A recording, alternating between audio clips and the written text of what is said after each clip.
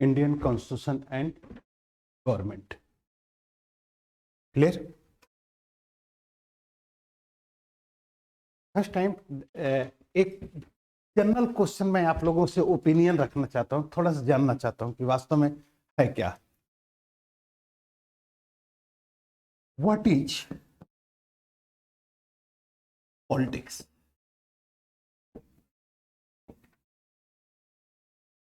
राजनीति क्या है?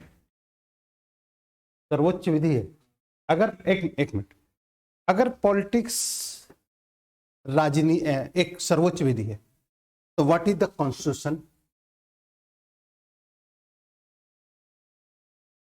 कॉन्स्टिट्यूशन क्या है? Constitution is the supreme law. Constitution is a supreme law.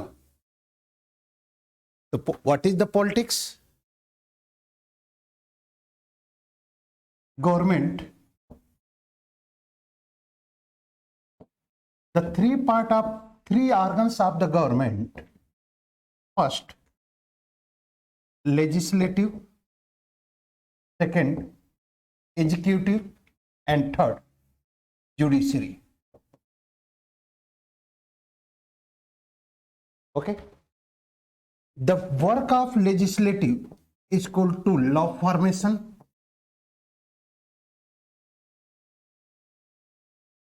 Executive is the application of law, या implement of the law, and third, examine of the law.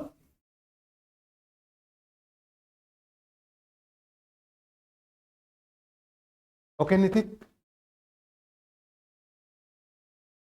ठीक।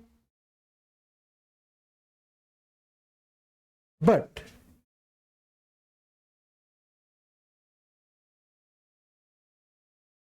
politics and government or constitution. What is politics? राजनीति क्या है?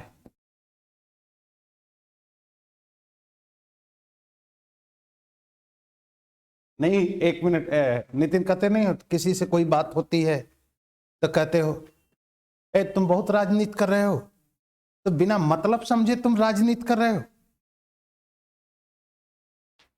उस राजनीति का मतलब क्या है?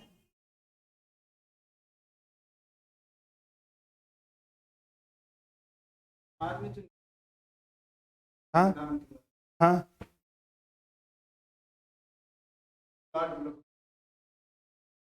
पॉलिटिक्स कहते हैं, ये राजनीति है।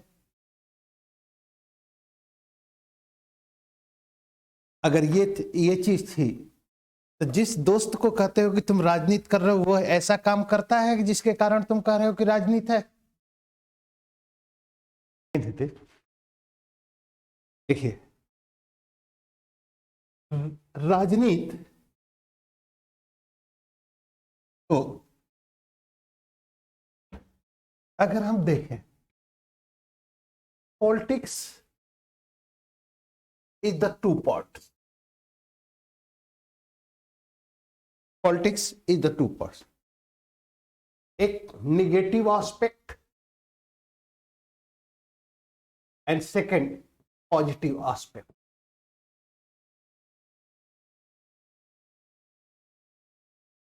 ठीक। निगेटिव एस्पेक्ट क्या है? झूठ बोलना, जुलूस निकालना, मूवमेंट, आंदोलन। अब तब आपके पेरेंट्स, आपके टीचर कहते हैं कि बेटा राजनीति से दूर रहना, कहते हैं कि नहीं? क्योंकि हम राजनीति को देख रहे हैं, उस तरीके से देख रहे हैं कि राजनीति यही है। बट कोई भी पेरेंट्स, कोई भी टीचर तुमको यह मना करता है कि गवर्नमेंट फॉर्मेशन मत जानो।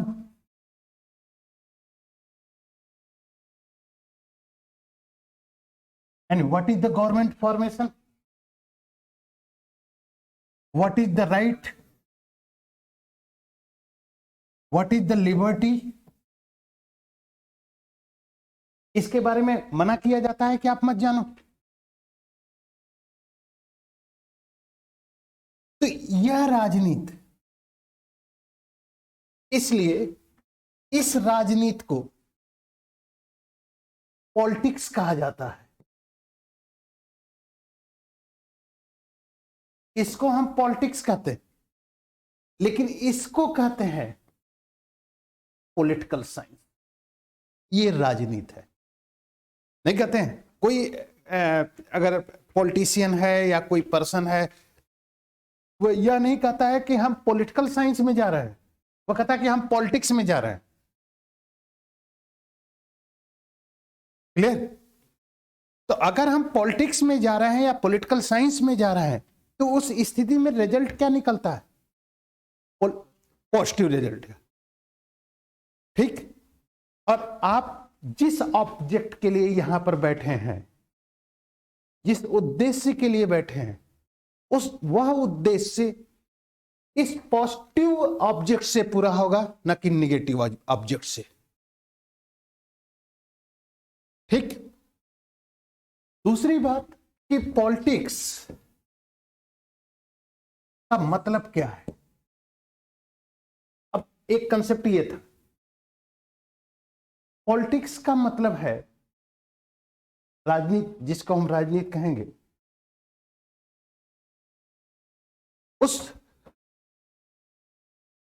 उसका एक मतलब है कि इस पॉलिटिक्स का जो मीनिंग होगी या उद्देश्य होगा, वह उद्देश्य है सॉल्यूशन ऑफ कॉन्फ्लिक्ट। क्लियर? और सर्च ऑफ द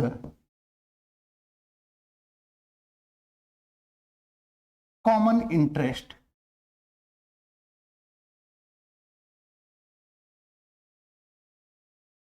एनिमीज, विवादों का समाधान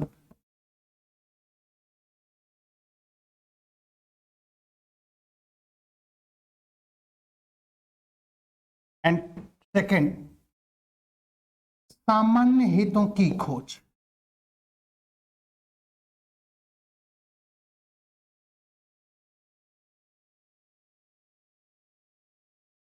clear? Search of the common interest. अब search of the common interest अगर ये है तो क्या होगा? जस्ट लाइक, अब होता क्या है, A B C and D, 4 लोग हैं। हर व्यक्ति, एवरी पर्सन का इंटरेस्ट है। ठीक? इंटरेस्ट, ये इंटरेस्ट, ये इंटरेस्ट। क्लियर? इंटरेस्ट है ए बी सी डी। अब इस इंटरेस्ट को लेकर यहां पर क्या होगा? कॉन्फ्लिक्ट आएगा और डिस्प्यूट आएगा।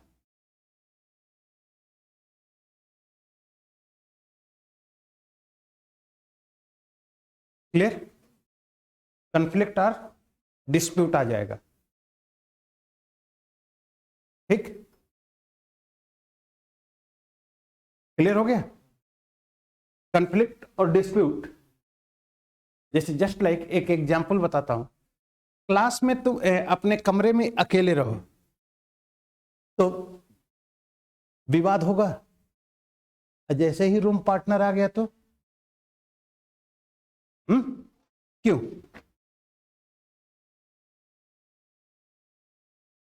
इंटरेस्ट अलग है, कॉन्फ्लिक्ट होगा। ठीक? और अगर कॉन्फ्लिक्ट और डिस्प्यूट हो रहा है तो यहां क्या चीज होगी?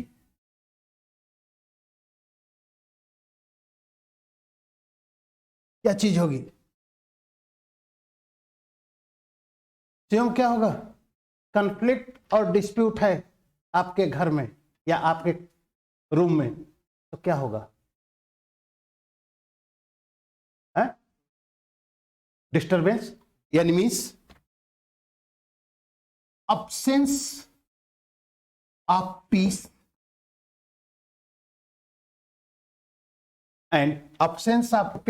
and that is no development of man.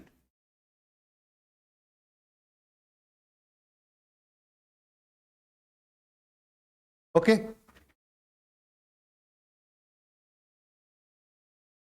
तो आप अपने जीवन का उद्देश्य पूरा कहां किया? आपको क्या चाहिए? पीस। पीस के लिए रूल ऑफ लॉ होगा,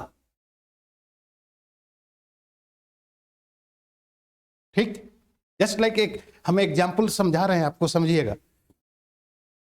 एक रास्ते पर मैं चल रहा हूं, एकदम प्रैक्टिकल एग्जाम्पल है सर। जब तक मुझे मालूम नहीं है कि इस रास्ते पर शैतान है, तब तक हम अपने डेवलपमेंट के बारे में सोचते हुए चलते हैं कि ये करेंगे, ये करेंगे, क्लियर? लेकिन जैसे ही मालूम चलता है, कोई बता आगे थोड़ा संभल के जाना, बहुत बड़ा शैतान है, तो क्या शुरू करते हैं? जय हनुमान ज्ञान गुण सागर, जय कपी तुम लोग। आपका डेवलपमेंट का उद्देश्य ही क्या हो गया?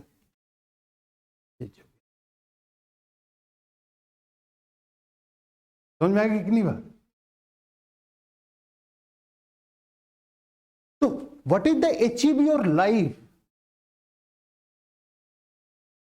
आप अपने जीवन के उद्देश्य को कहां पूरा कर पा रहे हैं? और जीवन का उद्देश्य केवल जीना नहीं है,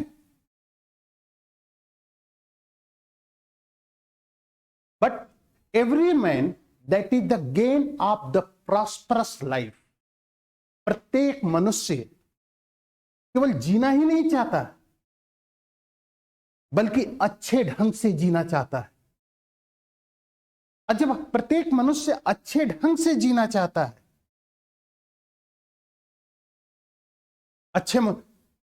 तो यही गुड लाइफ, जो गुड लाइफ है, यही आपको थिंकिंग देती है, सोच देती है। और यही thinking difference between man and animal है। मनुष्य के पास बुद्धि नहीं है, और जब मनुष्य के पास बुद्धि नहीं है तो उसके पास सोचने समझने की क्षमता नहीं। आपके पास विवेक है, आपके पास बुद्धि है, और इस विवेक या बुद्धि को लेकर आप केवल जीना ही नहीं चाहते, बल्कि अच्छे ढंग से जीना चाहते। और इसी उद्देश्य को लेकर हम राजनीतिक या पॉलिटिकल सिस्टम का इस्टेब्लिशमेंट करते हैं, हम राजनीतिक व्यवस्था की स्थापना करते हैं। और इस राजनीतिक व्यवस्था की स्थापना करने के लिए हमने संविधान का निर्माण किया। क्लियर? एंड मीन्स कि without constitution society is the anarchist society, state is the anarchist state. Clear? यानी अगर समाज, जस्ट लाइक एक ईमानदारी से आप लोग बताइएगा, नितिन कितने भाई बहन हो? 2 भाई बहन। घर में मम्मी पापा ना रहे तो घर की स्थिति कैसी होती है? पानीपत का मैदान हो जाता है। क्लियर? और उस पानीपत का मैदान की स्थिति क्या है?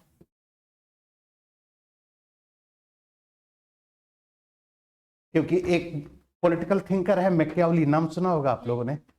मैकियावेली कहता है कि किसी भी व्यक्ति से अगर अच्छा आचरण कराना है तो उसे डंडे का भय दिखाओ। और इसका एग्जाम्पल मैं तुमको, रेड लाइट पर पुलिस वाला ना हो तो हर व्यक्ति साइकिल लेकर, साइकिल वाला भी उसमें घुस जाएगा, बीच में कॉन्फ्लिक्ट पैदा हो गया। और जैसे ही पुलिस वाला खड़ा हो जाए, कितना सभ्य और सुशील ढंग से तुम, क्या उस 5 मिनट में तुम्हारे आचरण में कौन सा कारण है जो तुम्हारे आचरण को परिवर्तित कर दे रहा है? डर है कि नहीं? और जब पुलिस वाला खड़ा, उस रेड लाइट पर पुलिस वाला खड़ा होता है, तो सबको अवसर मिलता है। सबको अवसर क्या मिलता है? सबको अवसर मिलता है कि सब लोग अपने अवसर के या अपनी स्थिति के अनुसार वर्क करें और उस स्थिति के अनुसार कार्य करके अपना डेवलपमेंट करें। क्लियर? तो ये जो स्थिति है, ये सिचुएशन जो है, ये पॉलिटिक्स। इसलिए 15 अगस्त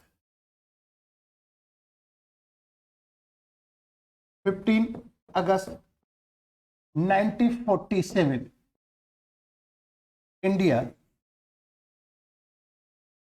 is a new state.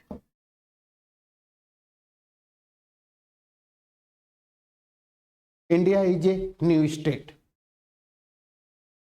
ठीक। अब now the element of state is 4 types of element. First, that is the population. Second, land. Third, government. And fourth, sovereignty. Clear?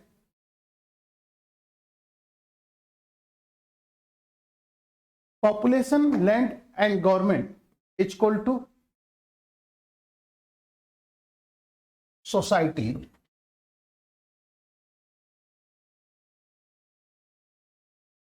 Society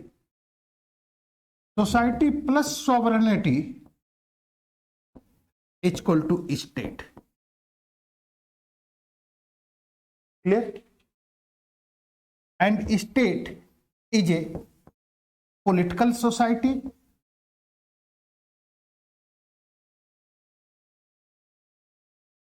and state is the non-visualization.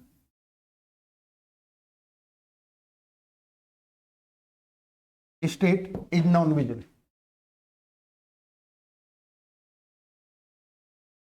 How can see the structure of India?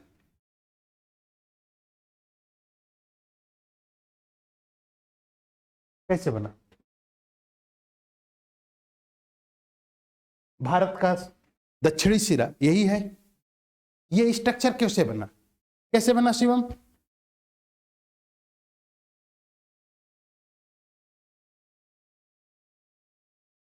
ये भारत का structure इसी तरह से क्यों है?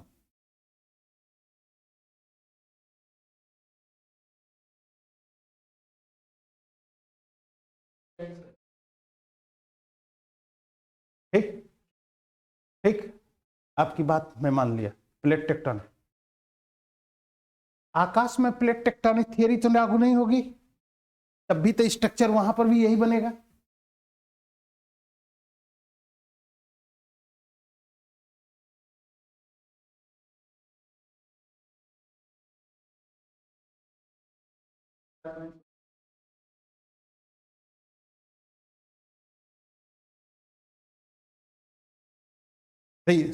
समझ में, question समझ में आ रहा है कि नहीं?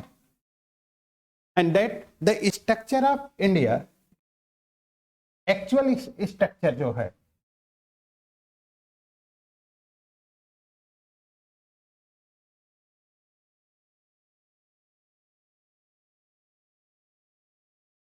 Twelve nautical mile and 1 nautical mile is equal to 1.848 kilometer. And then coastal area to 22 kilometers in sea, the boundary of India. 22.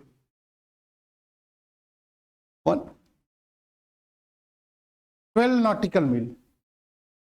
12 nautical. And 1 nautical mil is equal to 1.848 kilometer. It's equal to 22 kilometers. Near about. है कि नहीं? तो जब 22 kilometre है और यहीं से 20 kilometre पर बॉम्बे हाईवे है, the largest petroleum produce point, है कि नहीं? तो ये स्ट्रक्चर तो बन रहा है। तो ये स्ट्रक्चर क्यों बन रहा है?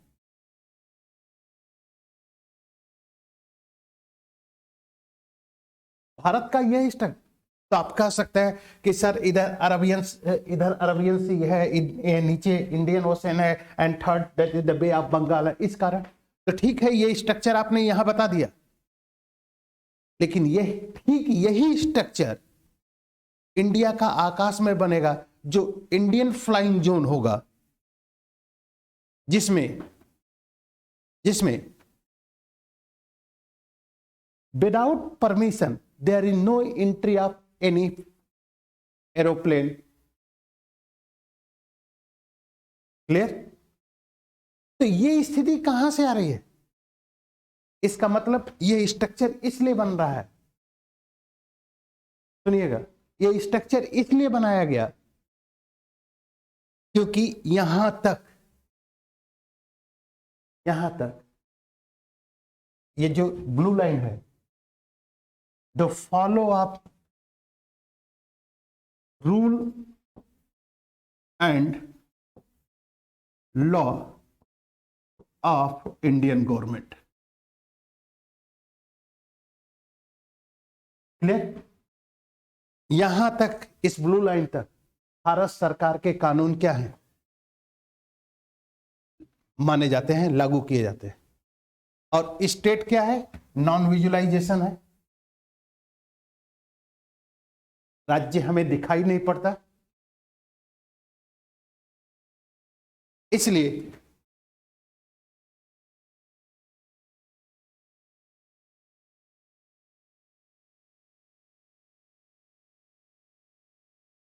इस स्टेट का विजुअलाइजेशन, यानी means visualisation of state is equal to government. Clear? Clear? And state and government is equal to constitution, and constitution is the establishment of the political system, and without constitution there is no establishment of the political system, and means बिना संविधान के राजनीतिक व्यवस्था नहीं बनेगी। And government is equal to 3 parts, legislative, executive and judiciary, and compile the 3 parts of the government is known as political system, and that the establishment of the political system, and without constitution there is no establishment of the political system. ठीक? and India 15 August 1947, India is the new state. So why the needs of the India? That is the establishment of the political system, and that political system is the needs of the constitution, and means हमें constitution की आवश्यकता थी। Clear? Clear? And then constitution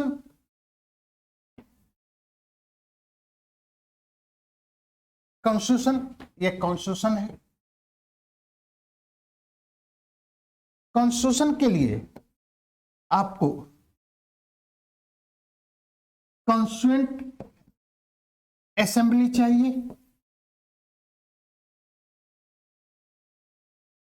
and that is the establishment of constituent assembly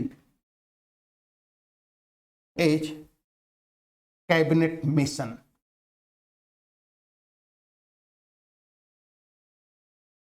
(1946) clear? अब correlate हो गया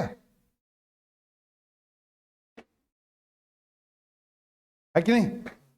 ठीक। Cabinet mission किसका establishment किया? Constituent assembly. Constituent assembly is equal to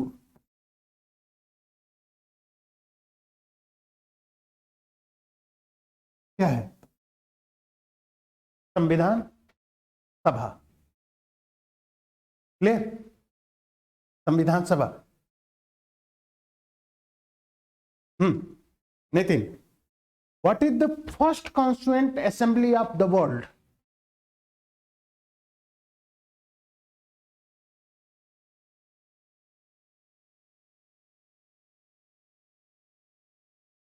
US Constitution is the first written constitution of the world,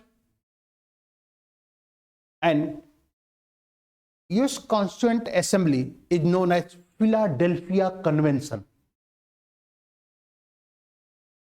ठीक, कहीं पर लिखते रहिए आप लोग कि विश्व में या विश्व का प्रथम लिखित संविधान, first written constitution of the world, US, and US constituent assembly is the first constituent assembly of the world. यानी विश्व का प्रथम संविधान, लिखित संविधान अमेरिका का है, एंड अमेरिकी संविधान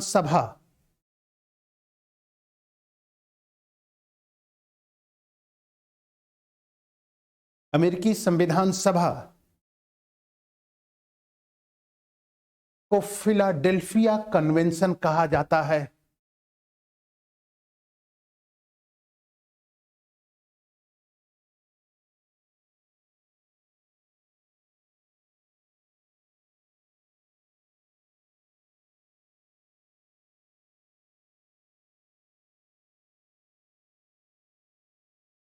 ठीक,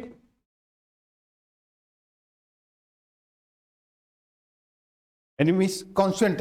अब यहां पर आपको कंसेप्ट समझना है, एक कंसेप्ट समझना है कि what is the constituent assembly, कि संविधान सभा क्या है।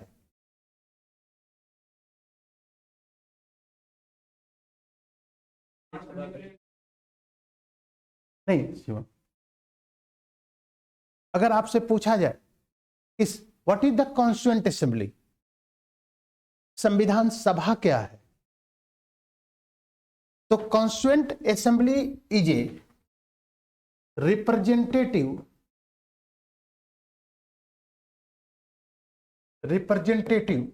Of public, representative of public. Clear? Clear? अब अगर constituent assembly,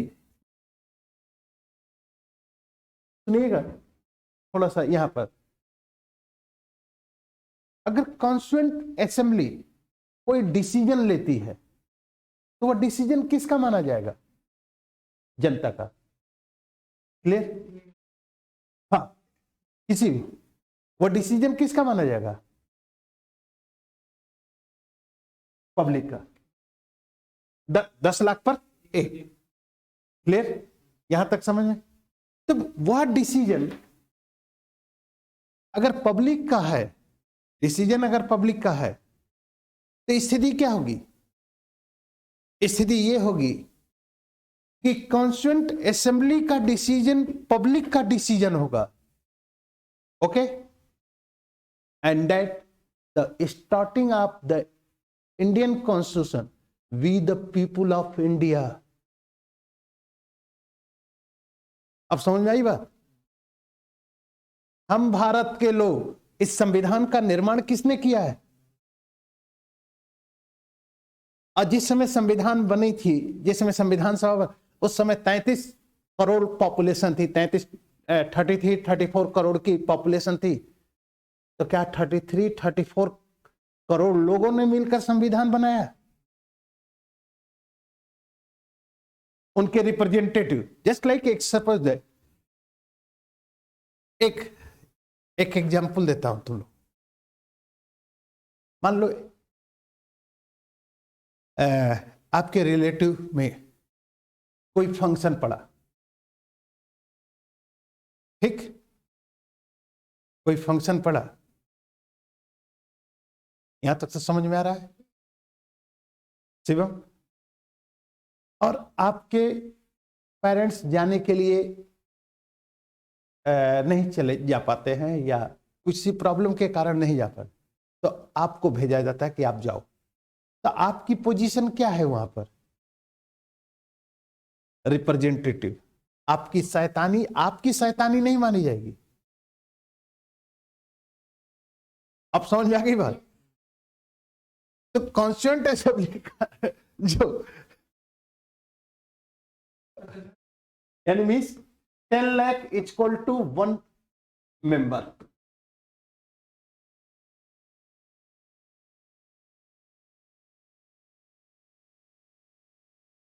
the formation of Indian constituent assembly, clear? इसलिए अब यहां पर तो स्टार्टिंग शुरू होती है कि कॉन्स्टिट्यूएंट असेंबली क्या है, कॉन्स्टिट्यूएंट असेंबली की स्थिति क्या है, संविधान सभा की पोजीशन क्या थी। लेकिन अब दूसरी सिचुएशन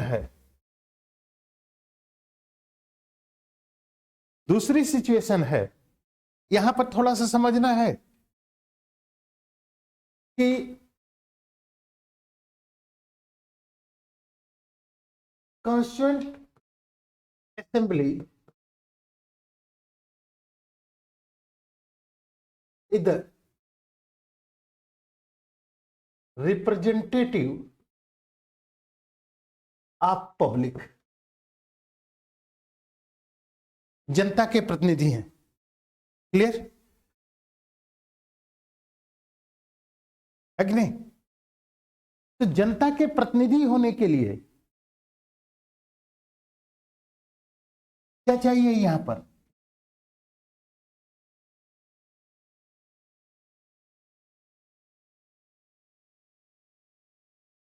इलेक्शन। अब क्वेश्चन खड़ा होता है कि संविधान सभा के गठन को लेकर इलेक्शन हुए थे?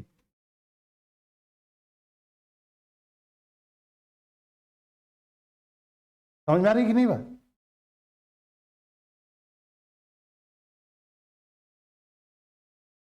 इलेक्शन नहीं हुआ है, नहीं हुआ।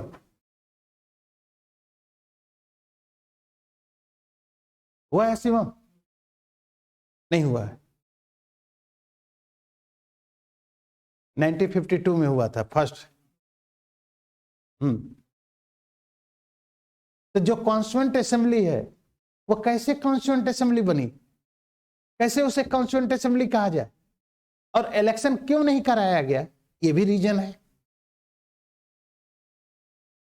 इस संविधान बनाने के लिए, संविधान का निर्माण करने के लिए संविधान सभा का होना जरूरी है, और संविधान सभा के लिए जरूरी है कि इलेक्शन हो, और इलेक्शन होता ही नहीं है। तो भारत का संविधान जो बनाया गया, भारत के संविधान का जो निर्माण किया गया, जिस संविधान सभा ने किया, उसे हम संविधान सभा कैसे कहें?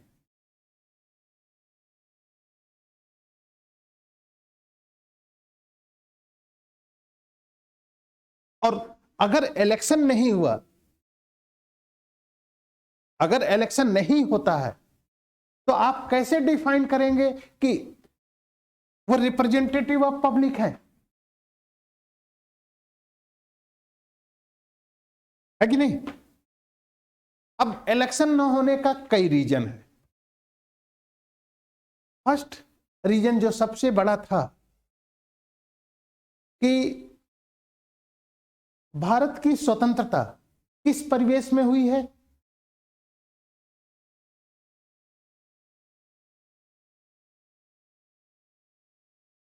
शिवम, भारत की स्वतंत्रता सांप्रदायिक दंगों के साथ हुई, सेकुलर वायलेंस के साथ हुई है। यानी भारत विभाजन, ठीक? क्या उस सेकुलर वायलेंस में what is the possible of the fair and fine election in India? Political decision.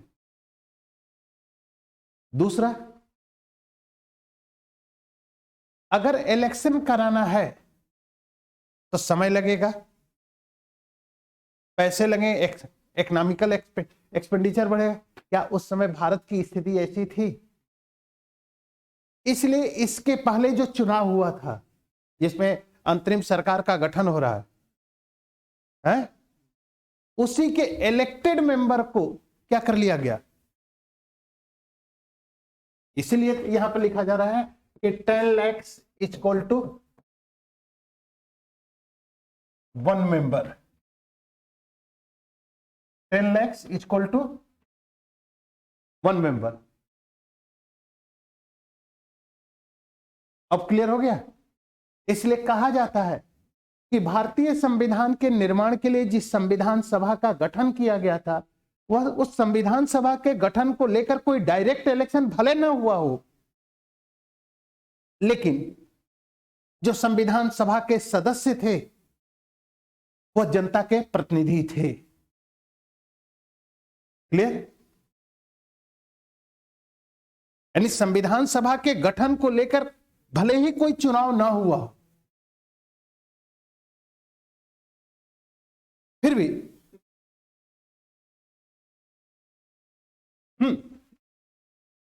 तो इन सभी स्थितियों को लेकर जिस संविधान सभा का गठन किया जा रहा है वह संविधान सभा जनता के निर्वाचित प्रतिनिधि हैं। ठीक? अब जब संविधान सभा जनता के निर्वाचित प्रतिनिधि थे तो इस संविधान सभा को जनता ने दायित्व दिया। ठीक? जनता ने दायित्व दिया और उस दायित्व को यह कहा कि हम आपको भारत में राजनीतिक व्यवस्था की स्थापना के लिए या राजनीतिक व्यवस्था को स्थापित करने के उद्देश्य से संविधान बनाने का अधिकार देते हैं। ठीक? इसीलिए मैंने आप लोगों से एक बार पूछा था, याद रखिएगा सेमिनार वाले दिन, कि election, what is the meaning of the election, what is the meaning of the votings right. मतलब है ना कि जो मत देते हैं उस मत देने का मतलब क्या है?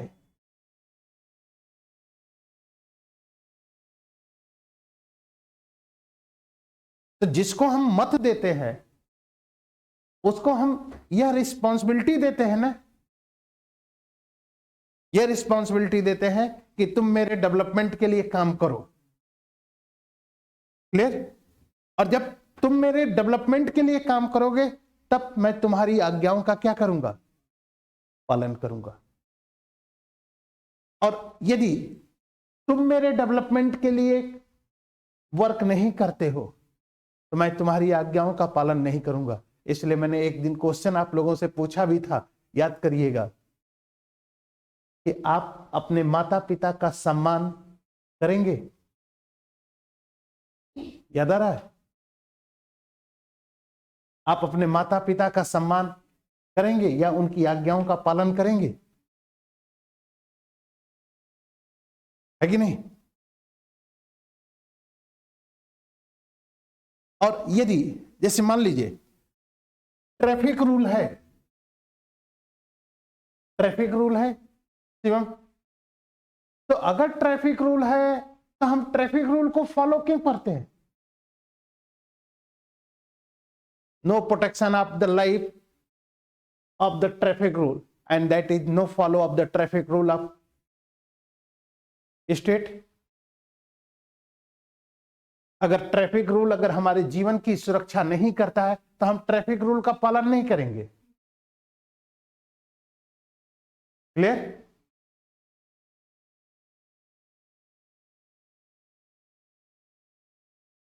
तो अगर ट्रैफिक रूल, तो हम why the needs of the political system of man, तो उस समय नीड्स क्या थी हमारी?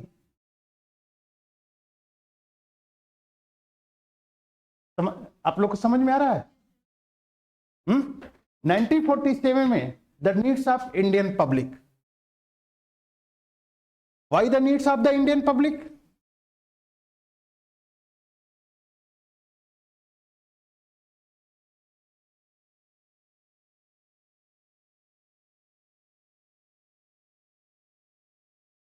आपकी नीड्स क्या थी? 1947 की मैं बात कर रहा हूं।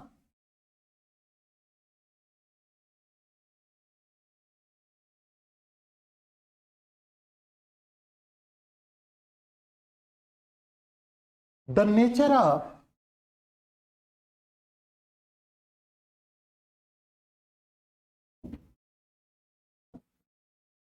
The nature of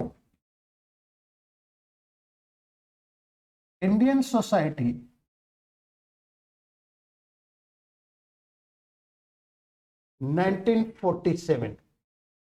in 1947.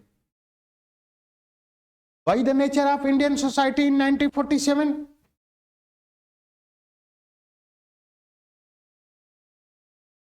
आज शोषित नहीं है मिस्टर शिवम, आज भी आपके फादर आपका शोषण करते हैं, आज भी आपके बड़े भाई आपका शोषण करते हैं, आज भी समाज का बड़ा प्रभावशाली व्यक्ति आपका शोषण करता है कि नहीं?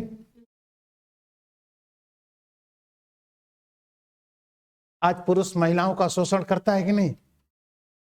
तो इनके लिए 1947 और 2023 का क्या डिफरेंस है?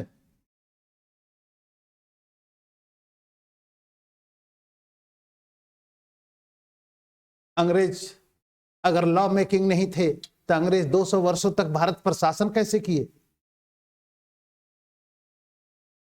संप्रभुता के साथ। तो अगर संप्रभुता के प्रभुसत्ता के साथ लॉ मेकिंग नहीं था है? India is not sovereign state but India is the colonial state. Clear? बोलिए, कुछ समझ में आ रहा है? बोलिए।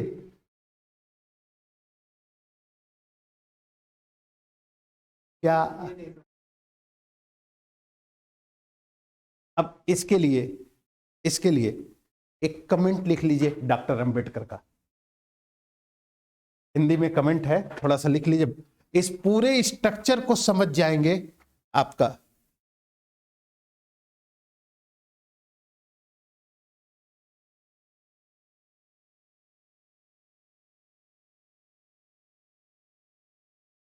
संविधान को लागू करते समय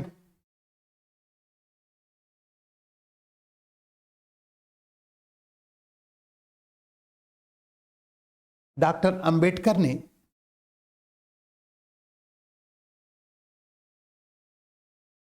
यह विचार दिया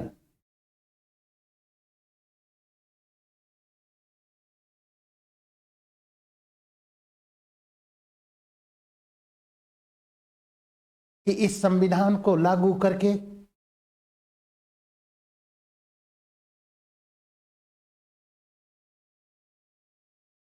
हम सामाजिक आर्थिक विषमताओं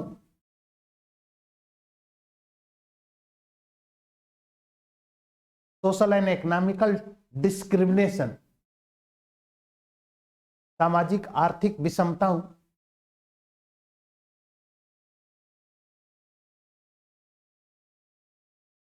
विषमताओं से भरे हुए युग में प्रवेश करने जा रहे हैं।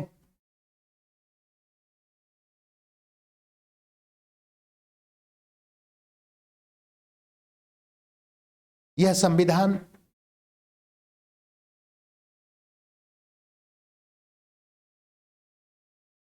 जिस राजनीतिक लोकतंत्र की political democracy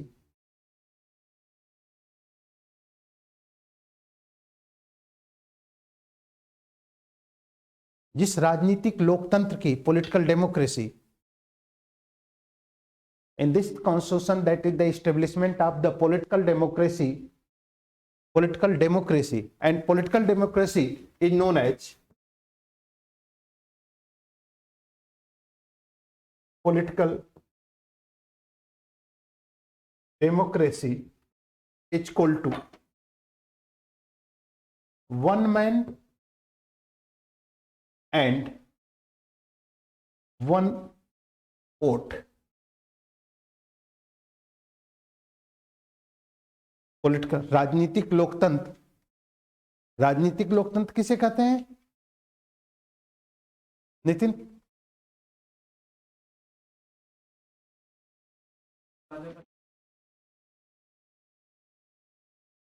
political democracy is known as one man and one vote.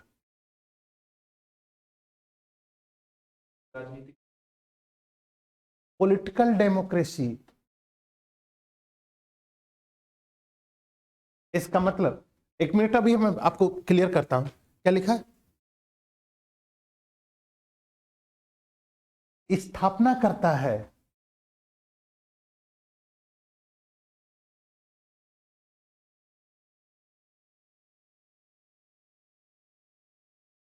जिस राजनीतिक लोकतंत्र की स्थापना करता है वह राजनीतिक लोकतंत्र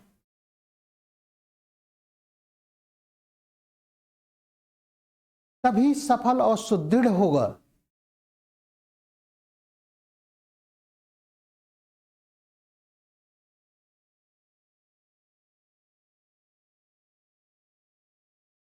जब सामाजिक आर्थिक लोकतंत्र की स्थापना होगी।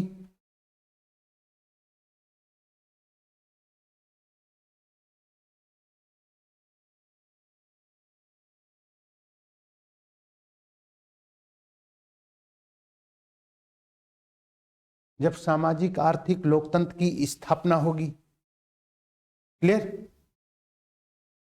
अब इसको पढ़िए और नेचर बताइए कि 1947 में इंडियन सोसाइटी का नेचर कैसा था।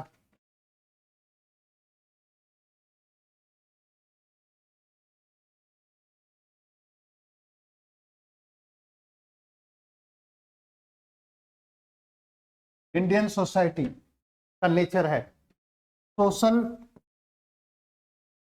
एंड इकोनॉमिकल डिस्क्रिमिनेशन या विषमताएं। डिस्क्रिमिनेशन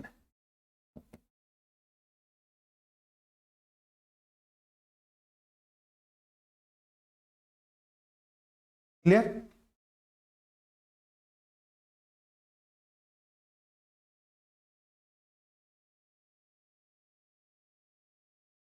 आर्थिक विषमताएं equal to land holder system. जमींदारी व्यवस्था थी कि नहीं? जमींदारी व्यवस्था में land owner some person and maximum person is the landless person. जमींदार लोग थे। क्लियर हो गया कि नहीं? तो इकोनॉमिकल डिस्क्रिमिनेशन था कि नहीं? नहीं, अभी भी नहीं समझ। ठीक। एंड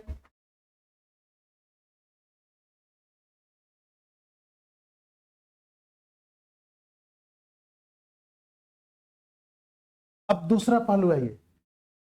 अगर मैं आप लोगों से क्वेश्चन राइज करूं कि व्हाट इज द डेमोक्रेसी,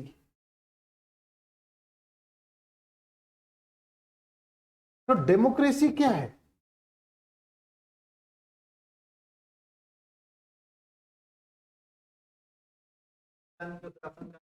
हैं? क्या पढ़ा था?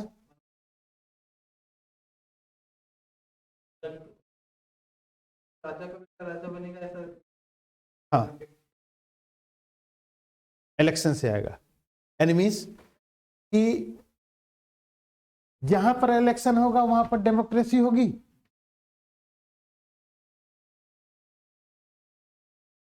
बताइए, जहां पर इलेक्शन होगा वहां पर सिर्फ डेमोक्रेसी होगी? जरूरी नहीं। ठीक, अब थोड़ा सा आपको हम दो चीजें था। डेमोक्रेसी को हम, ये दो व्यू हैं।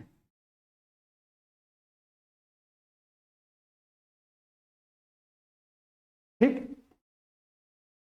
एक शॉर्ट प्रोस्पेक्टिव है, एक लॉन्ग प्रोस्पेक्टिव है। ठीक, एक संक्षिप्त दृष्टिकोण है और एक वाइड दृष्टिकोण है। संक्षिप्त दृष्टिकोण का जो शॉर्ट प्रोस्पेक्टिव है वह है टाइप्स ऑफ पॉलिटिकल सिस्टम या गवर्नमेंट।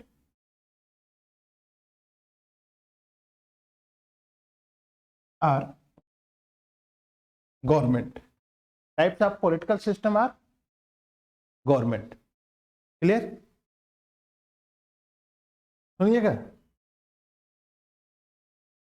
एंड सेकंड, जो वाइड प्रोस्पेक्टिव है या जो वाइड कंसेप्ट है वह है way of life. Way of life. Clear?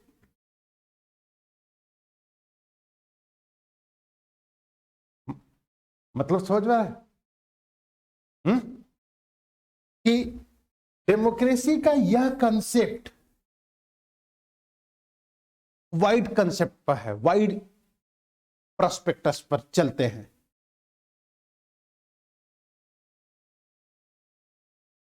Nitin, how can define and these class are the democratic class? तुम कैसे डिफाइन करोगे यहां पर जो लोग बैठे हैं, इस क्लास में जो लोग बैठे हैं, यह क्लास डेमोक्रेटिक क्लास है? How can define my family is the democratic family? How can define my society is the democratic society? हाँ, तो ये डिक्टेटरशिप नहीं होगा? शिवम, कुछ समझ में आ रहा है आप लोग को? है? एक एग्जाम्पल दें आप लोग को। है? अन्यथा मत लेना आप लोग। दो फादर को देखो, अब उसमें आपके फादर कौन से हैं ये आप लोग डिसाइड करिएगा, मैं नहीं डिसाइड करूंगा। दो फादर को देखिएगा। क्लियर? एक फादर ऐसा होता है कि जब कुछ उससे कहने जाओ, ए चुप रहो, तो तुम क्या कहते हो? माई फादर इज हिटलर, कहते हो कि नहीं? है? होता है ऐसा? सेकेंड एस्पेक्ट आइए। एक फादर या हेड ऑफ द फैमिली ऐसा भी होता है, जब कोई प्रॉब्लम आती है तो परिवार के सभी सदस्यों से मिलकर पूछता है आपका व्यू क्या है, आपका व्यू क्या है, आपका व्यू क्या है, आपका व्यू है। और तब कहते हो कि my family is the democratic family. कहते हैं कि नहीं? My family is the liberal family, कहते हैं कि नहीं?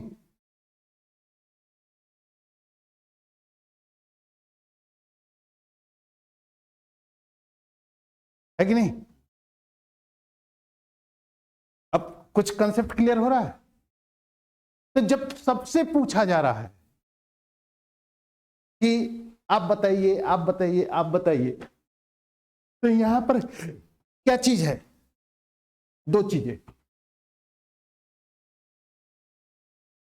First is equal to equality and second is equal to liberty. First is equal to equality and second is equal to liberty. यह class लोकतांत्रिक इसीलिए है कि यहां पर जितने लोग बैठे हैं सभी लोग समान हैं और सभी लोगों को अपने विचारों को व्यक्त करने की स्वतंत्रता दी गई है। And that class is the democratic class. अब समझ में आई बात?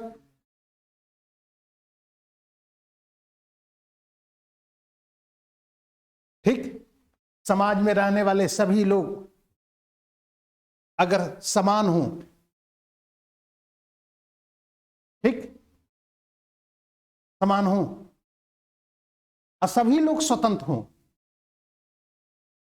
तब कहेंगे कि भाई society is the democratic society.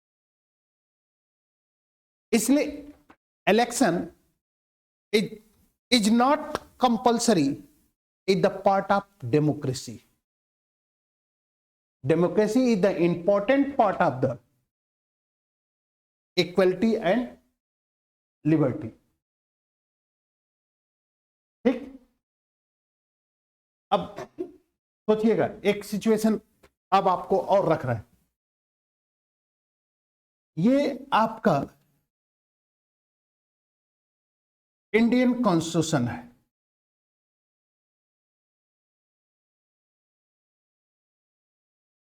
Clear?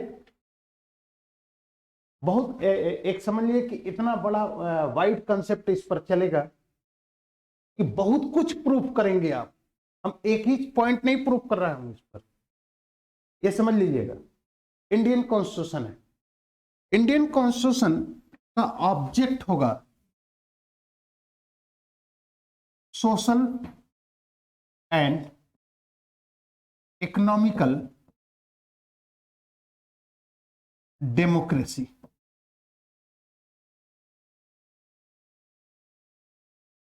ठीक। अभी सेंटेंस अंबेडकर का कमेंट लिखे हैं,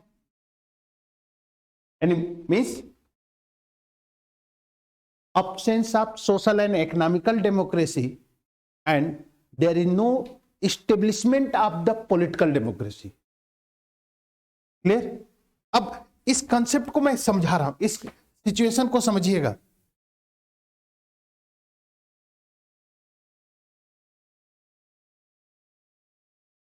ये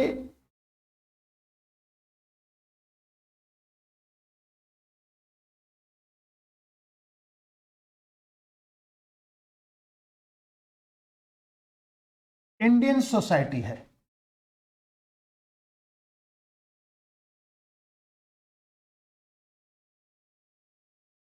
ठीक। Indian society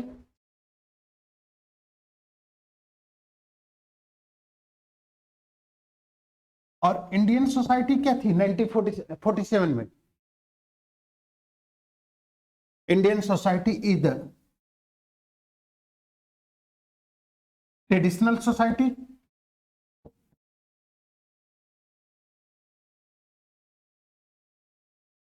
clear? Traditional society का मतलब वर्ण व्यवस्था पर था, जाति पर था, धर्म पर था, ये सब बेस। Conservative society, clear? क्या था? And the important character of the conservative society is the presence in Indian society is the inequality. Clear? And that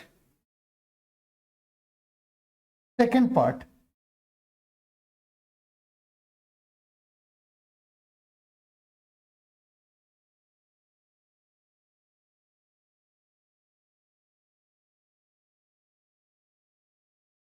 second part,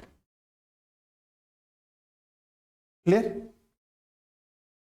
and is equal to political system. Clear?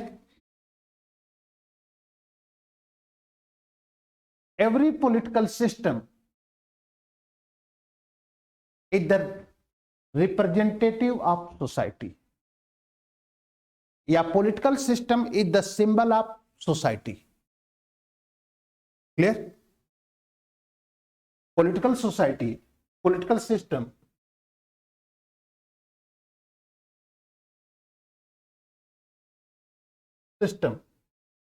is symbol of society or social system. Clear? Just like Nitin, अगर मैं ये अपना चेहरा इतना काट दूं, इतना काट देता हूं, तुम मुझे डिफाइन कर सकते हो कि ये बॉडी मेरी है? नहीं कर सकते. And that face is the symbol of body. Clear हो गया? Face is the symbol of body. Clear? समझिएगा थोड़ा सा. इस पॉलिटिकल सिस्टम का इस्टेब्लिशमेंट बेसिकली ये थॉट है प्रोफेसर रजनी कोठारी का, जो ये पूरा कंसेप्ट बताते हैं. तो ये रजनी कोठारी के थॉट पर ही हम अंबेडकर के थॉट को ला रहे हैं इस बार. इस पॉलिटिकल सिस्टम का इस्टेब्लिशमेंट कॉन्स्टिट्यूशन ने कर दिया.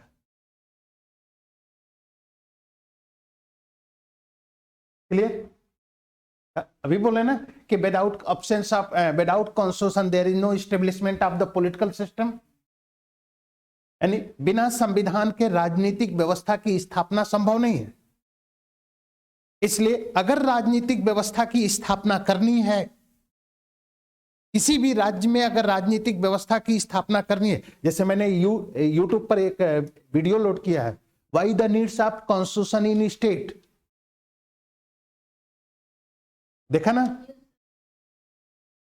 यानी मीन्स कि उस स्थिति में मैं यही कंसेप्ट बताना चाह रहा हूं आप लोग को कि without constitution there is no establishment of state political system.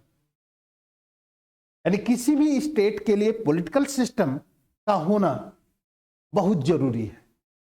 And absence of political system, there is no establishment of peace and security in state society.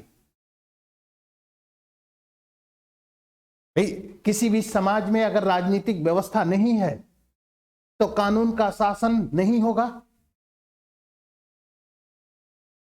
कानून का शासन नहीं होगा, और जब कानून का शासन नहीं होगा तो समाज में शांति नहीं होगी, सुरक्षा नहीं होगी, तो व्यक्ति अपना विकास करेगा कैसे? व्यक्ति के विकास के लिए जरूरी है कि कानून का शासन हो, है कि नहीं? ठीक. अब political system, without constitution there is no establishment of the political system. And political system, Indian political system is the establishment of political democracy.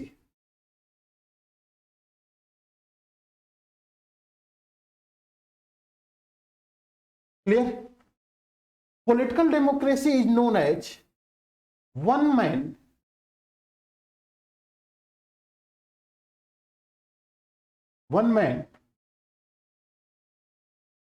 and one vote. Clear? One man and one vote. And democracy is the important character of the democracy is the equality and liberty. Clear? अब सुनिएगा, भारत का संविधान भारत के सभी लोगों को मताधिकार का अधिकार देता है. देता है. तो क्या यह अधिकार देते समय संविधान जाति, धर्म, भाषा और क्षेत्र के आधार पर डिस्क्रिमिनेशन करता है? नहीं करता. यानी मीन्स इक्वलिटी तो मिल गई. क्लियर? इक्वलिटी मिल गई ना. और इस इसका यूज अपनी व्यक्ति अपनी इच्छा से अपनी मर्जी से कर सकता है। क्या मिल गया? लिबर्टी भी मिल गई। तो पॉलिटिकल डेमोक्रेसी तो एस्टेब्लिशमेंट हो गई। ठीक, थोड़ा सा आप पेन देना, दो तीन चार पेन दो।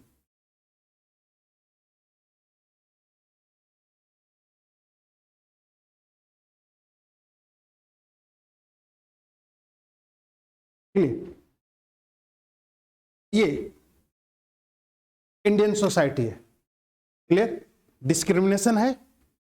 अब ये political system, that is a system, establish हो रहा है, हो रहा है। अब सुनिए, equal social and economical equality based society and that political system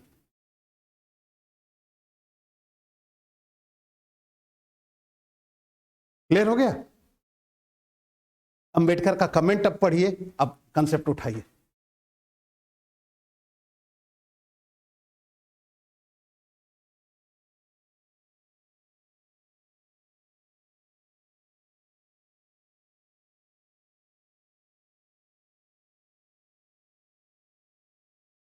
clear, समझ में आ गई बात?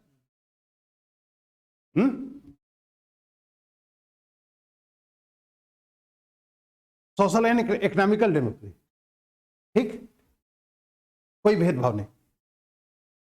तो अब सिचुएशन आइएगा थोड़ा सा, social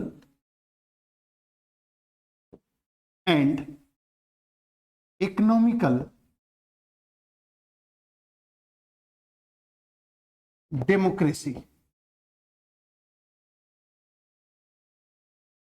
social and economical democracy, clear,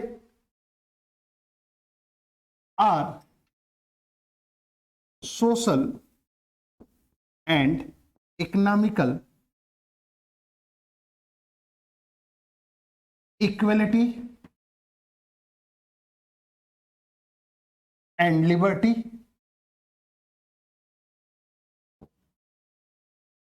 clear. अभी मैंने बताया था कि the wide concept of democracy is known as equality and liberty. तो मैंने डेमोक्रेसी की जगह पर क्या यूज कर लिया? ठीक, अब शिवम ये क्या है?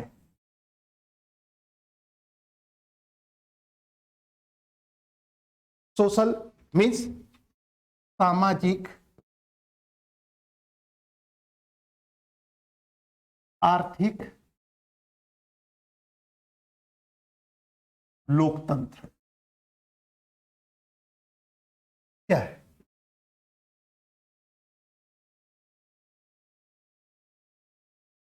तो समझ में आ रहा? सामाजिक, what is the social and economical democracy?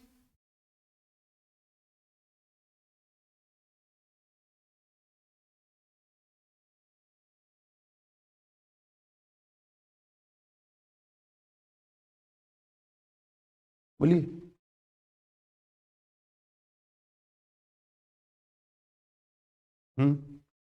प्रत्येक व्यक्ति का गरिमा का एक महत्व होगा।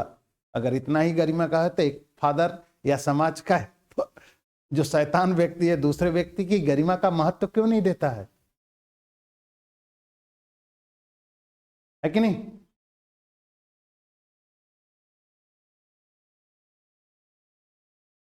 समझ में आ रहा है कि नहीं आप लोग को? है? अरे यार, क्या क्यों ये चीज है आपकी डीपीएसपी पार्ट 4 आर्टिकल 36 to 51 राज्य के नीति निर्देशक तत्व, और जितने भी नीति निर्देशक तत्व हैं उन नीति निर्देशक तत्वों का उद्देश्य क्या है? सामाजिक, आर्थिक, लोकतंत्र की स्थापना करना। समझ कि नहीं? अब समझ में आया? दूसरा, अगर अब यहां पर अगर आते हैं इस जगह पे, ये कंसेप्ट लेके आते हैं। ये ये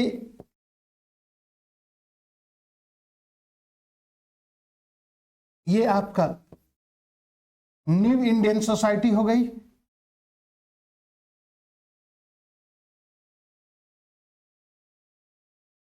न्यू इंडियन सोसाइटी हो गई, क्लियर। और ये आपका कंजर्वेटिव सोसाइटी है। तो यहां पर जो इंडियन कॉन्स्टिट्यूशन हो गया, रोल ऑफ सोशल चेंज हो गया कि नहीं?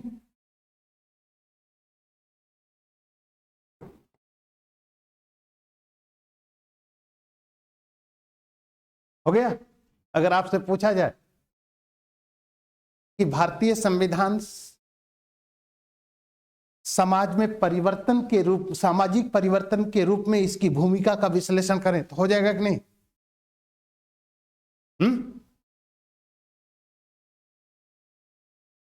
क्यों शिवम? अब तीसरा पहलू आई, कंसेप्ट समझना है। Without equality and liberty there is no establishment of unity, integration and fraternity. Clear? बिना समानता के, बिना स्वतंत्रता के क्या समाज में एकता, अखंडता, बंधुत्व की स्थापना हो सकती है? बोलिए, एकता, अखंडता, बंधुत्व क्या है?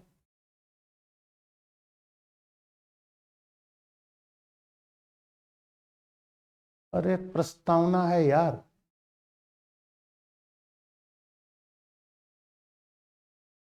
डायमेंशन समझ में आ रहा है कितना है? और प्रस्तावना क्या होता है? उद्देश्य होता है।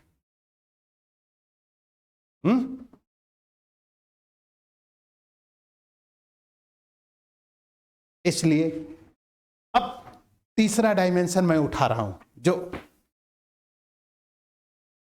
तीसरा डायमेंशन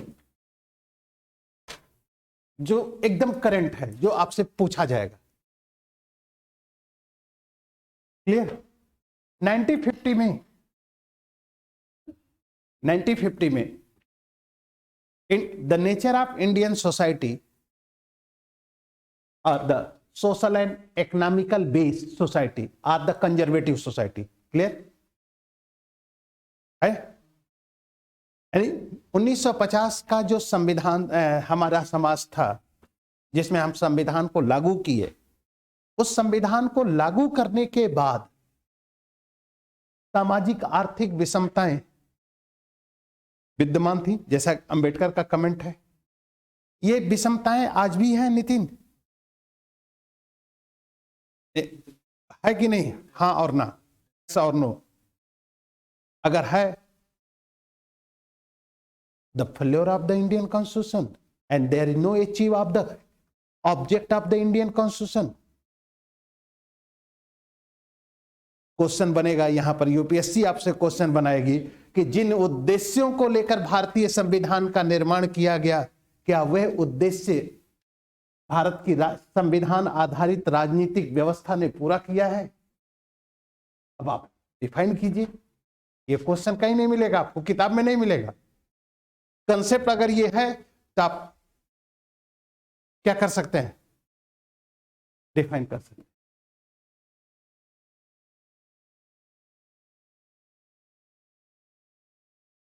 क्वेश्चन तो इसी तरह से यूपीएससी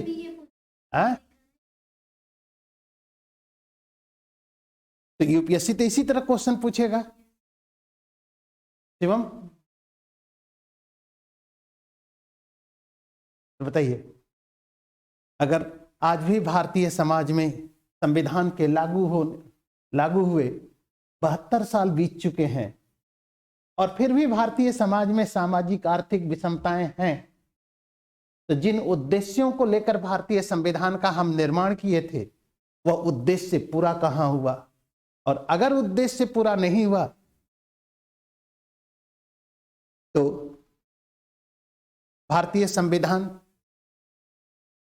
जिस राजनीतिक व्यवस्था की स्थापना करता है, वह राजनीतिक व्यवस्था स्टेबल कहां होती है?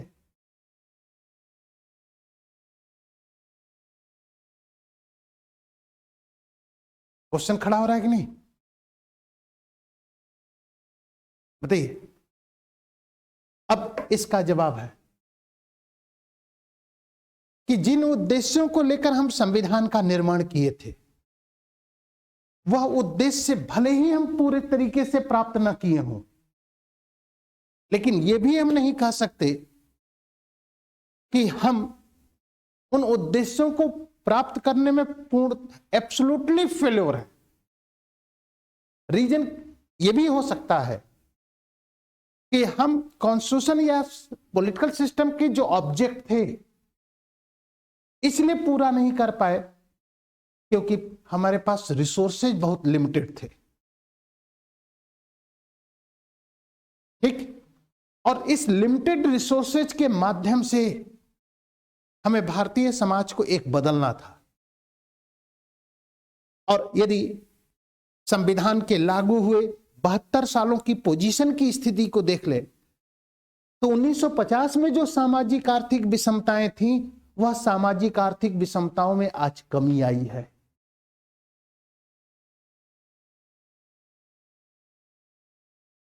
सामाजिक आर्थिक विषमताएं पूर्णतः समाप्त नहीं हुई हैं, यह भी है, लेकिन उसमें क्या है?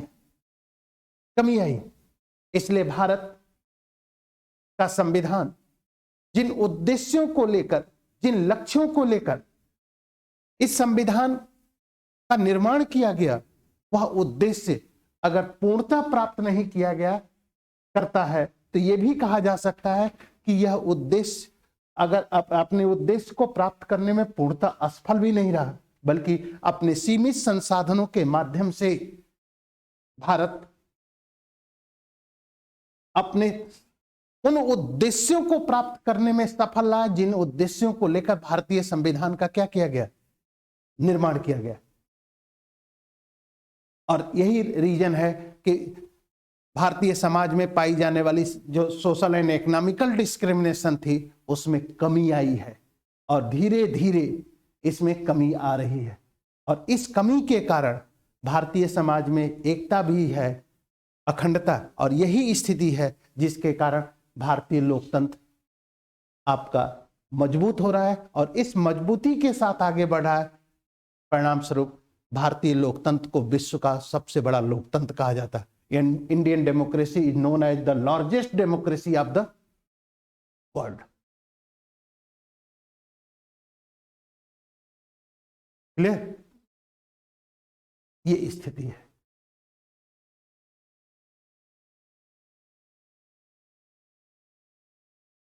अब एक पॉइंट मैंने उठाया, कितने डायमेंशन आपको बनेंगे?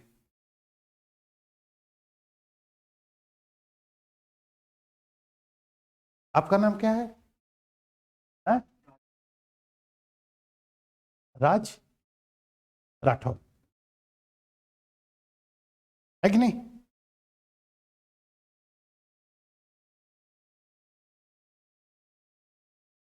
इसलिए थोड़ा सा कंसेप्ट को बिल्डअप करना है। अब समझ में आ रहा है ना? रट के तो कुछ होने वाला नहीं है। क्यों रट के कुछ होने वाला है लग रहा है आप? और जिस बुक को आप प्रिफर कर रहे हो वो बुक काम करेगी अब?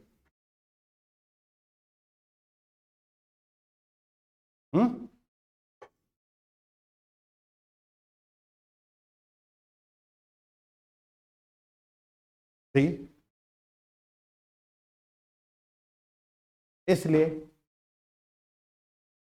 जो कॉन्स्टिट्यूशन है वह कॉन्स्टिट्यूशन आपका पॉलिटिकल इस्टेब्लिशमेंट है, यानी establishment, constitution is the establishment of the political system. ठीक, और जिस पॉलिटिकल सिस्टम का इस्टेब्लिशमेंट कॉन्स्टिट्यूशन करता है उसी कॉन्स्टिट्यूशन, वही कॉन्स्टिट्यूशन उस पॉलिटिकल सिस्टम को आपको अब जैसे मैंने एक कंसेप्ट यहां पर अब बताया, अब थोड़ा सा इस कंसेप्ट को समझ लो। ठीक, इस कंसेप्ट को समझ लीजिए कि political system is the symbol of social system. ठीक, and face is the symbol of my body. Clear?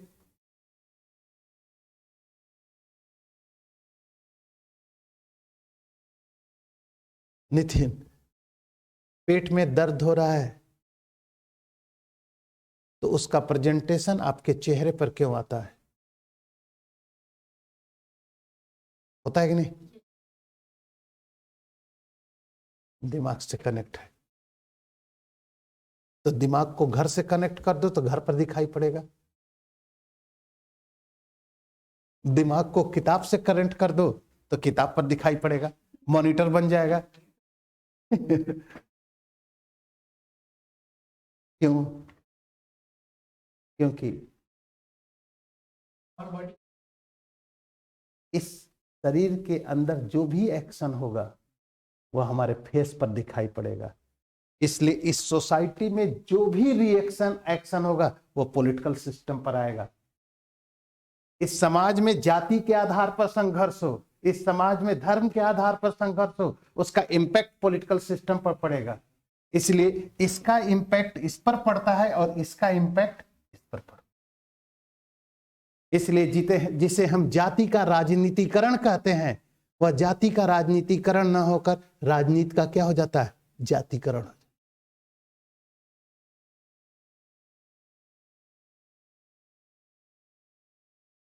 है कि नहीं?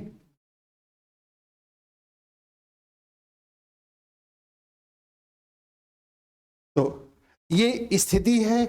इसलिए अगर अंबेडकर को एनालाइज किया जाए, अंबेडकर के विचारों को अगर देखा जाए, अंबेडकर की स्थिति का अगर विश्लेषण हम करते हैं तो उसका इंपैक्ट है, उसकी सिचुएशन है।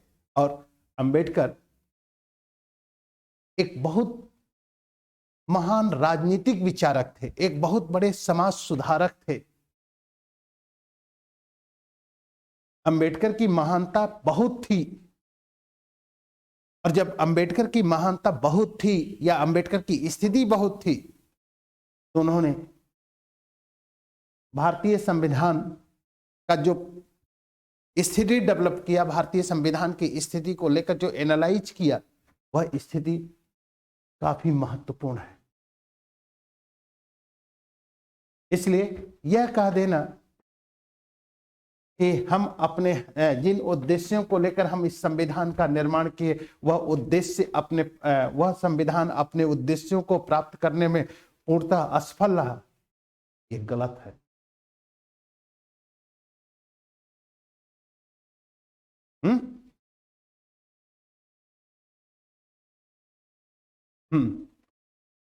क्यों? 1950 that is the limited resources in India, है कि नहीं? बहुत सीमित संसाधन थे हमारे पास, और सीमित संसाधन का रीजन ये था कि बहुत लंबे समय तक हम ब्रिटेन के कॉलोनीज थे, और कॉलोनीज का एक मेन ऑब्जेक्ट होता है एक्सप्लॉयटेशन।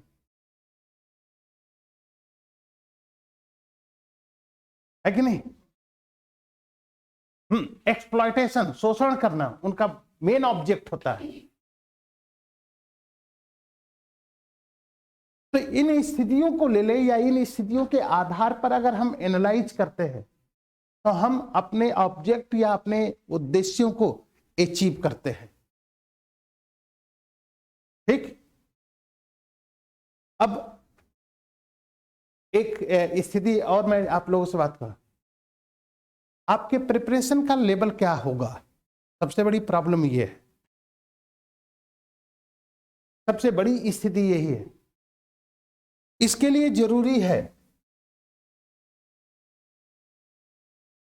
कि PYQ यानी प्रीवियस ईयर क्वेश्चन पेपर आपके पास होना चाहिए।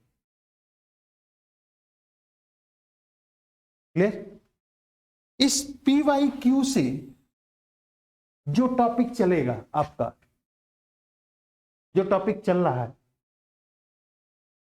उसे आप देखिए कि लास्ट ईयर में कितने क्वेश्चन आए हैं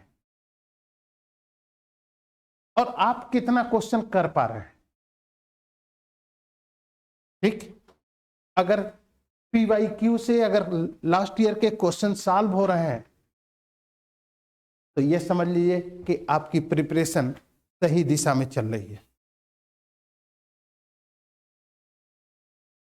समझे?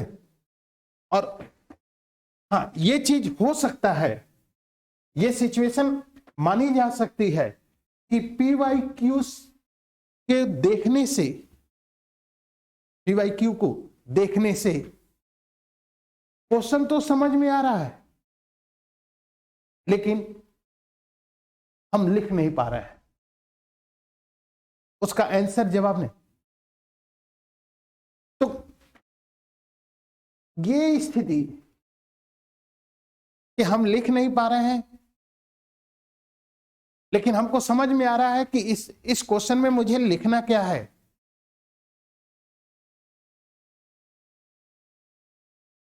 इसका मतलब है कि आपको रिवीजन और राइटिंग स्किल पर क्या करना होगा, काम करना पड़ेगा। और एक चीज हमेशा ध्यान रखिएगा कि इस दिमाग की जो डाइट है, यानी इस पेट की जो डाइट है, वो पिज्जा बर्गर रोटी चावल है, लेकिन इस दिमाग की जो डाइट है वह है रिटेन वर्क, फिजिकल वर्क। जितना आप लिखेंगे, जैसे जस्ट लाइक एक क्वेश्चन को, फर्स्ट क्वेश्चन को, किसी भी क्वेश्चन को आप तैयार कर लीजिए, क्लियर? और इस क्वेश्चन को फर्स्ट टाइम लिखिए और 5वीं बार लिखिए, देखिए आपके आंसर में सिस्टमेटिक या आपके आंसर सीक्वेंस होते हैं कि नहीं।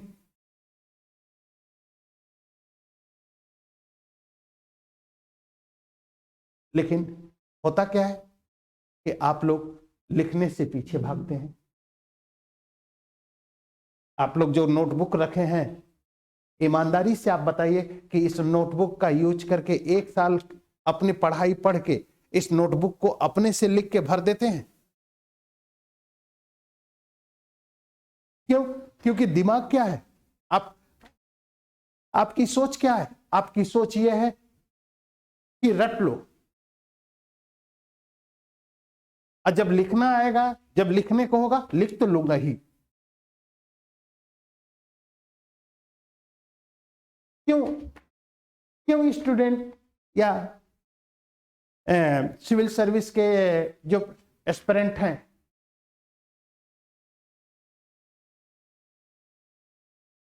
वो टेस्ट सीरीज को क्यों ज्वाइन करते हैं?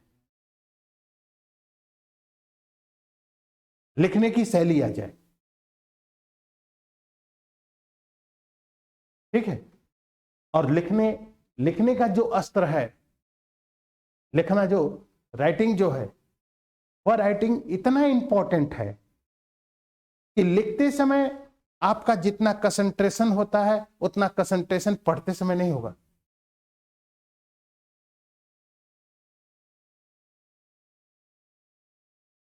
है कि नहीं? इसलिए सोशल सिस्टम में, सोशल ह्यूमैनिटीज के जो सब्जेक्ट हैं और साइंस, जैसे मैथ है, मैथ ऑप्शन,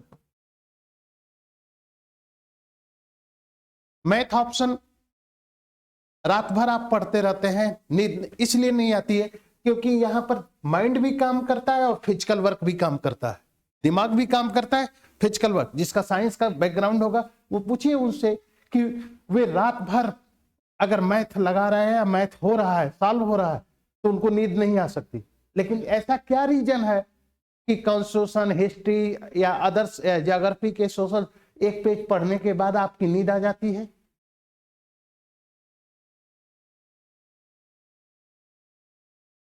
ऐसा तो नहीं है।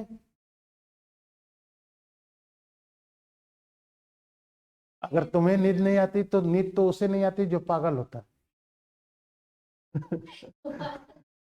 क्या उस कैटेगरी में आ गई है तुम?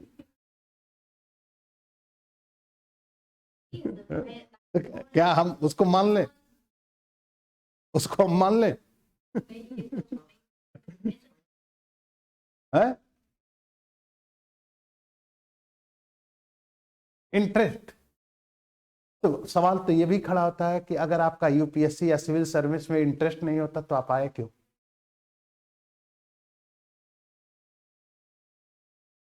आप इंटरेस्ट है तभी तो आपको खींच के लाया, आप आए हैं। या क्योंकि एक चीज ध्यान रखिएगा, एक चीज, ऑब्जेक्ट और वर्क,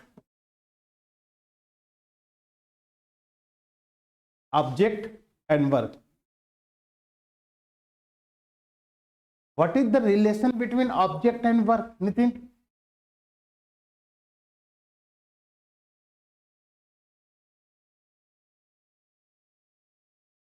शिवम,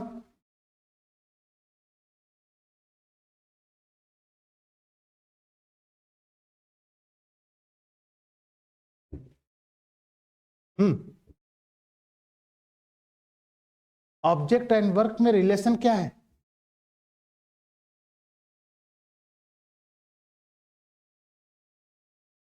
कार्य और उद्देश्य का संबंध क्या है? हाँ, यानी means without object know doing any work, यानी बिना उद्देश्य के कोई वर्क नहीं कर सकते। पढ़ना क्या है? कार्य। उद्देश्य क्या है? सफलता, यूपीएससी। ठीक, object has been decide work are success are failure. Object is the measurement issues of the work. ठीक, जिन उद्देश्यों को लेकर आप पढ़ रहे हैं, जो कार्य कर रहे हैं, अगर वह उद्देश्य पूरा हो गए तो कहोगे ना कि मेरा कार्य क्या है, सफल हो। और जिन उद्देश्यों को लेकर आप कार्य कर रहे हैं वे उद्देश्य, इसलिए एक गवर्नमेंट ऑफिस में एक स्लोगन लिखा गया था और उस स्लोगन ने मुझे इतना इंपैक्ट डाला। जानते हो नितिन क्या लिखा था? असफलता यह सिद्ध करती है कि सफलता के लिए पूरे मनोयोग से प्रयास किया ही नहीं गया।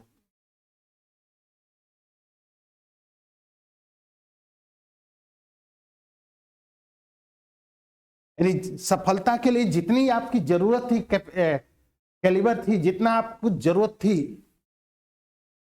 उसके लिए प्रयास ही नहीं किया गया है। अब जो भी कहा हो, मैं विवेकानंद कमेंट नहीं जानता हूं, मैं उस गवर्नमेंट ऑफिस में लिखा हुआ था जिसमें ये कमेंट, तो कहीं ना कहीं कमी तो रहती है। इसलिए अपने अंदर इतना जुनून पैदा कर दीजिए कि सिलेक्शन हो जाए। और एक चीज मैं हमेशा आपसे कहता हूं कि अगर ईमानदारी से 5 to 6 hour per day and 1.5 years आप पढ़ते हैं, I am guaranteed you are the selected in UPSC या पीसीएस सर्विसेज। ये हो सकता है कि 2023 में ना हो, 2024 में होगा जरूर।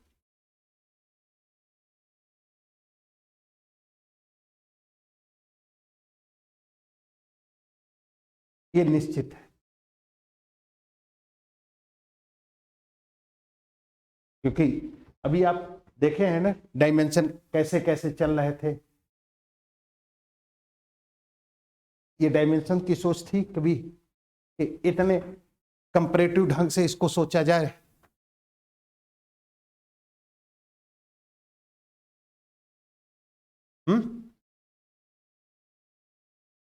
नेक्स्ट कल का जो टॉपिक होगा आपका वह होगा constitution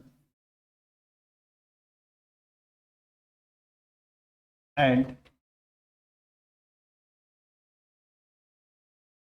constitutional government. Constitution and constitution, संविधान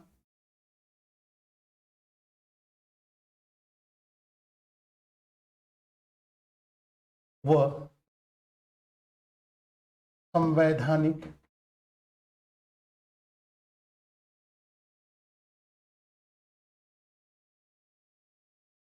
शासन। ठीक, क्लियर? तो थोड़ा सा पढ़ के आइएगा, फिर कल बात करते हैं।